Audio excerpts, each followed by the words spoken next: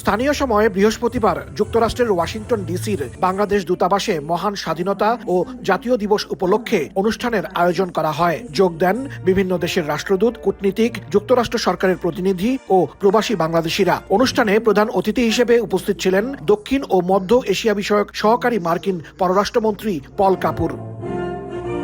অনুষ্ঠানে প্রধান অতিথি বলেন, যুক্তরাষ্ট্র ও বাংলাদেশ সম্পর্ক এখন আগের যে কোনো সময়ের চেয়ে বেশি গুরুত্বপূর্ণ।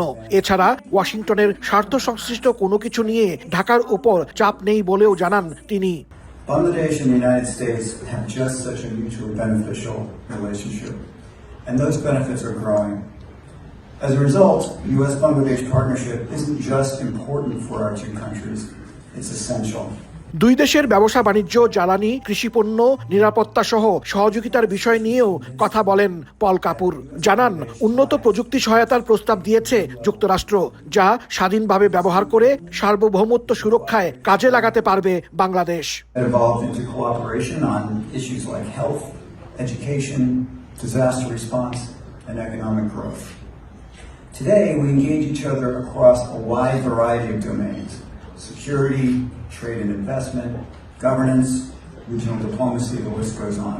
এ সময় ট্রাম্প প্রশাসন ও যুক্তরাষ্ট্রের জনগণের পক্ষ থেকে বাংলাদেশের গণতান্ত্রিক সরকার ও জনগণকে অভিনন্দন জানান পল কাপুর। হাসানুজ্জামান সাকি, সময় সংবাদ, যুক্তরাষ্ট্র।